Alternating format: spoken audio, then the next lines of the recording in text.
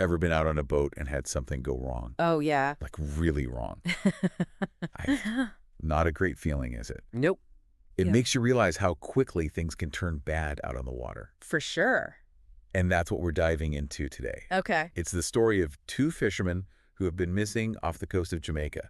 Right. It's been 9 days Wow. since October 29th, Mm. and still no sign of them. No sign. Nope. Wow. We're going beyond the headlines from this Jamaican Gleaner article Okay. to look into the search efforts, the challenges they're facing, Yeah. and what it all means for maritime safety, Okay. especially for those of you listening who enjoy being out on the water. Yeah. It's easy to underestimate the power of the sea. It really is. Even someplace like the Caribbean, which seems so idyllic. I know, right? Yeah. So these fishermen were last known to be heading from Middle Cay towards Belmont Huh? in Westmoreland Oh. when they ran out of fuel. Oh. What makes this area particularly tricky to navigate? Well, the Caribbean might look calm on the surface. Right. But underneath, there's all sorts of things going on. Really? Oh, yeah.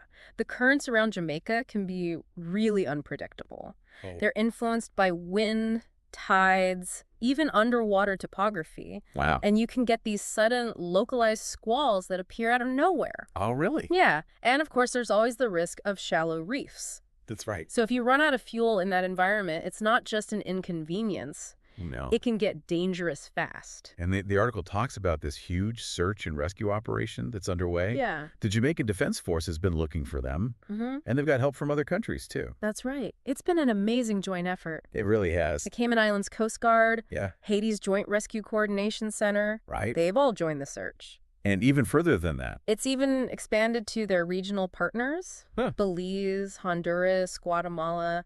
They've all offered assistance. It's amazing to see that level of cooperation. It really is. It really shows the collaborative spirit of the maritime community, Right. especially when lives are at stake. Absolutely. But it also makes you think Yeah. about how big this search is. Mm-hmm.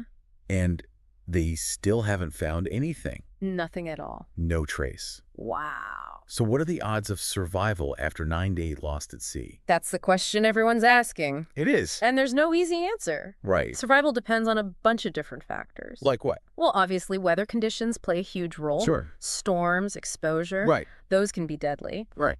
Then there's the question of supplies. Okay. Did they have any fresh water, Ah. food, basic survival gear on board? Yeah. And just as important are the currents. Okay. They could be drifting further out to sea or towards another island. God. It's a waiting game, really. Full of uncertainty. For sure. And while that waiting game plays out, Mhm. it's impossible not to think about the families. It is. Waiting for any news. Yeah. Clinging to hope. Absolutely. You gotta be agging It out. really underscores why preparedness is so important. It does. We often focus on search and rescue, Right. but prevention is just as crucial. Absolutely. So let's talk about what we can all learn from this. Okay. What can we do to stay safer out on the water? Well, for starters, never underestimate a good float plan. A float plan. Yeah, let someone on shore know your intended route, Uh-huh. your estimated time of return, Okay. and the details of your vessel. I see. That way, if you don't show up, they know where to start looking.